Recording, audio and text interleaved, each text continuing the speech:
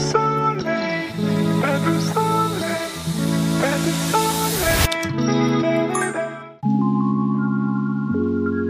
Sobat Kece Pikong 1996.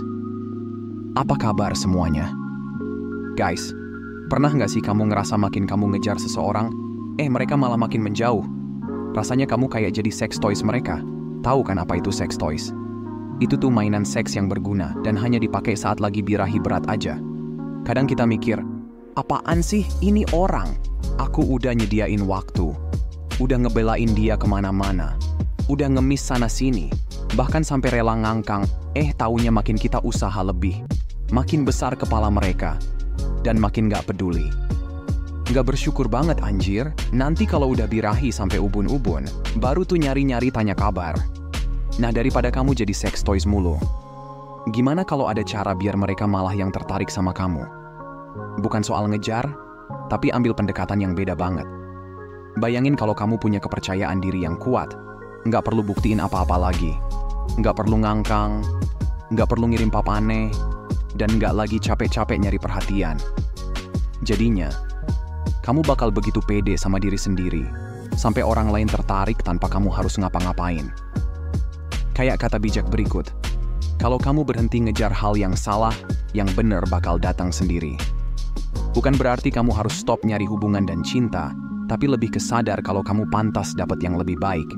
Kalau kamu terus ngejar dan maksa orang buat ada di hidupmu, mungkin aja mereka bakal datang, tapi hasilnya bisa berantakan. Kamu bisa aja dimanfaatin, atau malah cuma jadi sex toys mereka. So guys, hari ini kita bakal bahas cara buat ngerubah cara pandang soal hubungan. Ini bukan soal pura-pura jadi orang lain, tapi gimana fokus buat diri kamu sendiri, buat bahagia.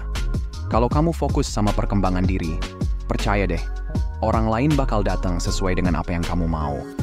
Tapi ingat ya, ini tuh berlaku kalau kamu selalu merasa jadi yang selalu harus berusaha keras, yang akhirnya ujung-ujungnya bikin kamu kecewa mulu.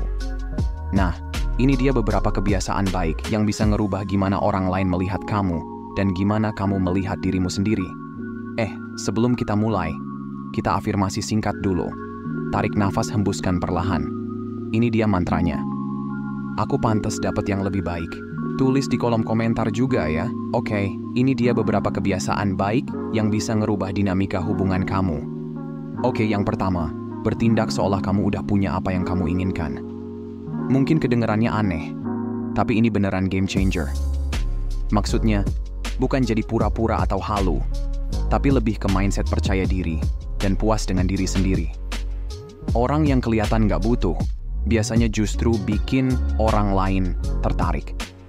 Kalau kamu udah punya mindset kayak gini, kamu nggak akan terjebak di sikap terlalu berusaha atau kelihatan butuh banget. Percaya deh, nggak ada yang lebih bikin ilfeel daripada orang yang desperate. Dengan merasa cukup dan nggak berharap lebih, kamu malah jadi makin menarik. Kalau kamu lagi deketin seseorang, jangan terlalu ngejar atau kirim pesan terus. Bawa santai aja dan perbanyak aksi. Biar rasa percaya dirimu yang bikin mereka tertarik. Atau, kalau kamu udah pacaran tapi rasanya mulai hambar, stop terlalu keras berusaha. Coba deh. Jadi orang yang percaya diri dan bikin dirimu sendiri bahagia tanpa ngandelin pasangan. Itu justru bisa bikin mereka tertarik lagi. Dan buat yang habis putus, jangan sibuk buktiin kalau kamu udah berubah. Mending fokus ke diri sendiri, hidup bahagia, dan tunjukin kalau kamu baik-baik aja tanpa mereka. Intinya, bertindak seolah kamu udah punya apa yang kamu inginkan, bukan cuma soal nge-roleplay, tapi soal mengubah mindset. Jadikan ini kebiasaan, fokus ke dirimu sendiri, dan tarik hal-hal baik ke hidupmu. Oke, sekarang kebiasaan kedua, nggak selalu tersedia secara tak terduga. Ini udah banyak kali kita bahas di video lainnya kan? Tapi coba aja deh. Mungkin awalnya aneh. Kan kalau kita suka sama seseorang, harusnya kita selalu ada buat mereka. Iya kan? Tapi faktanya, terlalu sering ada itu malah bikin orang cenderung nggak menghargai. Nah, kalau kamu sesekali nggak muncul atau slow respon, justru bikin mereka jadi penasaran. Kayak, kok dia nggak bales? Lagi ngapain ya? Rasa penasaran itu bikin mereka jadi lebih mikirin kamu. Bukan berarti kamu main-main atau dingin, tapi lebih ke ngasih ruang biar mereka bisa ngerasain kangen. Misal, kalau kamu selalu yang ngehubungin duluan, atau selalu yang bikin rencana, mereka bisa mulai nganggep itu biasa. Tapi kalau kamu mulai sedikit ngilang, nggak buru-buru balas pesan, dan biarin mereka yang inisiatif, mereka bakal mulai mikir. Ini bikin mereka sadar kalau waktu dan perhatian kamu itu nggak selalu semudah itu buat mereka. Oke, next. Kebiasaan ketiga, hidup sesuai dengan prinsip, bukan cari persetujuan orang lain. Kadang, kalau kita suka sama seseorang, gampang banget buat ngelakuin hal-hal yang nggak sesuai dengan diri kita, cuman biar dapat approval mereka. Tapi percaya deh, nggak ada yang lebih menarik dari seseorang yang teguh sama prinsipnya. Kalau kamu hidup sesuai prinsip, itu nunjukin kalau kamu tahu siapa diri kamu dan nggak gampang goyah sama pendapat orang lain. Bayangin pas mereka minta kamu ngelakuin satu hal yang nggak sesuai nilai kamu. Mungkin kelihatannya sepele, tapi kalau kamu berdiri teguh sama prinsipmu, itu bikin mereka lebih respect sama kamu. Kalau mereka marah karena maunya nggak diikutin, sementara itu bertentangan sama prinsip kamu, saatnya melepaskan. Intinya, jangan takut buat tetap setia sama nilai-nilai kamu. Jadi, bukan yang ngelakuin apa aja buat nyenengin orang lain, tapi fokus ke apa yang benar buat diri kamu. Orang akan lebih respect sama kamu kalau kamu tegas sama prinsipmu, bukan cuma ikut-ikut aja. Ingat, tujuannya bukan buat disukai semua orang, tapi buat dihargai, karena kamu jadi diri sendiri. Dan, ya karena kamu emang berharga. Oke guys, kita bahas kebiasaan keempat. Selalu jadi yang terakhir ngomong. Kedengarannya simple, tapi ini bisa bikin perbedaan besar dalam hubungan, baik pas lagi PDKT, balikan sama mantan, atau biar hubungan jangka panjang kalian tetap hot. Jadi yang terakhir ngomong, bukan cuma soal nahan diri, tapi juga ngasih ruang buat lawan bicara benar-benar didengar. Kebanyakan orang langsung pengen nyamber, atau buru-buru ngomong duluan. Tapi kalau kamu dengerin dulu sampai mereka selesai, itu nunjukin kalau kamu respect dan peduli sama apa yang mereka bilang. Ini bikin kamu kelihatan dewasa dan penuh percaya diri. Misal, pas lagi kencan, topik obrolan masuk ke hal yang kamu punya pendapat kuat.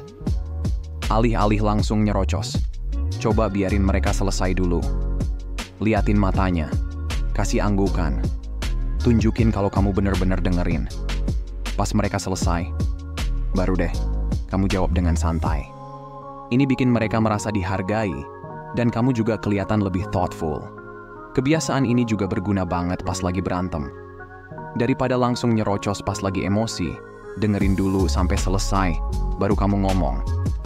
Ini bisa bantu meredam tensi, dan bikin obrolan jadi lebih produktif. Nah, gimana caranya biar kebiasaan ini jadi bagian dari hidupmu? Latihan aja, mulai dari obrolan sehari-hari. Dengerin dulu sebelum merespon. Mungkin awalnya agak kagok, tapi lama-lama bakal jadi kebiasaan kok. Plus, orang-orang bakal lebih respect sama kamu karena kamu ngasih perhatian penuh ke mereka. Ingat, kadang diam itu emas. Jangan buru-buru ngomong. Pilih kata-kata dengan bijak, dan biar orang lain merasa didengar. Oke guys, kebiasaan kelima nih. Berhenti coba ngontrol percakapan. Gue paham, kalau lagi suka banget sama seseorang, pasti pengen arah percakapan sesuai sama yang bikin kamu kelihatan bagus, atau biar semuanya berjalan sesuai rencana. Tapi justru, seringnya ini malah bikin gak enak. Terlihat kayak kamu insecure atau malah manipulatif, dan obrolannya jadi kaku. Kalau kamu lepasin kontrol, percakapan bakal lebih ngalir dan natural.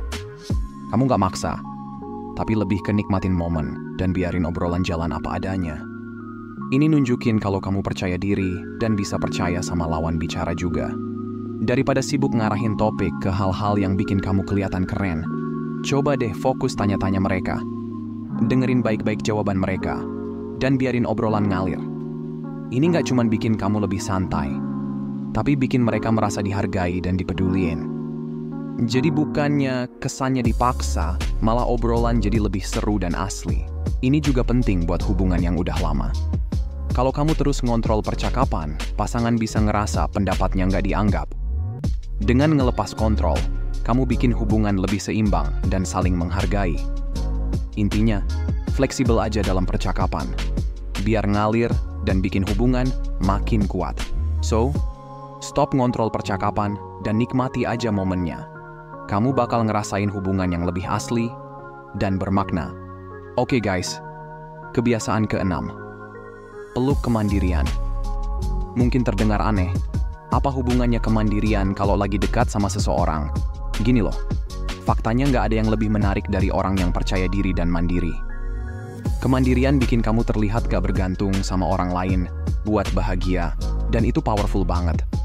Mandiri bukan berarti kamu menjauh dari orang atau nggak mau terbuka, tapi lebih ke paham nilai diri sendiri dan nggak butuh validasi terus-menerus dari orang lain buat ngerasa baik.